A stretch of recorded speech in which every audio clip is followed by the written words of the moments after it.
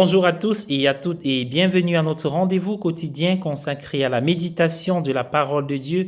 Nous sommes aujourd'hui le 30 juillet 2021. Vous faites bien de vous connecter. C'est le temps consacré à la halte spirituelle pour la journée. Installez-vous bien, que le souffle du Saint-Esprit soit pour nous lumière et force. L'évangile est un extrait de Matthieu au chapitre 13, versets 54 à 58.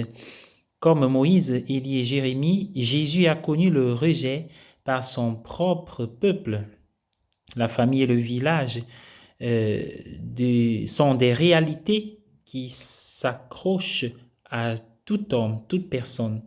Mais leur étreinte aimante devient un étau lorsque vous décevez la famille, le village, etc.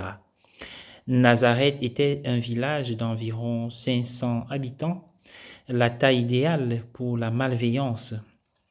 Les gens étaient contents de Jésus tant qu'il leur faisait honneur, mais lorsqu'il a comparé favorablement les étrangers aux Israélites, ils ont voulu le jeter du haut d'une falaise. Ça, c'est en Luc chapitre 4, verset 29. Matthieu dit que Jésus n'a pas, c'est-à-dire ne voulait pas agir à cause de l'incrédulité du peuple. Mais Marc dit qu'il ne pouvait pas faire de miracle à Nazareth. Ça, c'est Marc 6, verset 5. Un village est capable d'étouffer les sources de la vie elle-même. Nous avons le pouvoir subtil d'empêcher les miracles.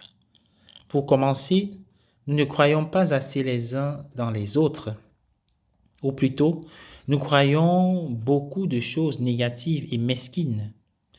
Nous nous souvenons de toutes les erreurs que les autres ont commises. En nous connaissant trop bien, nous ne nous connaissons peut-être pas du tout. Et puis, nous ne croyons pas assez au pouvoir libérateur du Christ. Le thème du rejet traverse tous les évangiles. Si le monde vous hait, souvenez-vous qu'il m'a haï le premier, dit Jésus en Jean. C'était la chose attendue que les prophètes soient rejetés. Pouvez-vous citer un seul prophète que vos ancêtres n'aient jamais persécuté? Demanda Étienne, juste avant qu'il ne le tue en Actes chapitre 7, verset 52.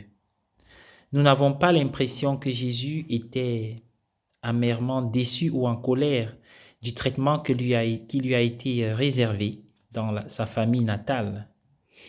Peut-être s'y attendait-il. Dans le récit de Luc, il semble même l'avoir provoqué.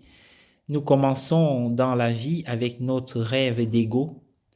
Nous nous attendons à ce que tout le monde nous aime autant que nos mères.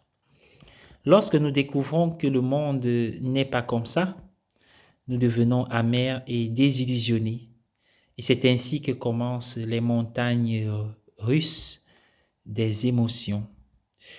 Si nous n'avons pas d'attente, mais aussi pas d'amertume, nous serions libérés de deux obstacles majeurs à la vie de disciples. Les attentes, les amertumes, qui sont des obstacles sur notre chemin. Alors n'attendons rien des autres, mais tout de Dieu. Rien des autres dans le sens de la reconnaissance. Dans le sens de la charité, l'amour, on souhaite toujours être aimé, même si cette soif n'est pas toujours assouvie. Comptons sur l'amour et la fidélité du Seigneur qui voit les intentions les plus secrètes de nos cœurs et qui nous comprend plus que quiconque. Bonne journée à tous et à chacun.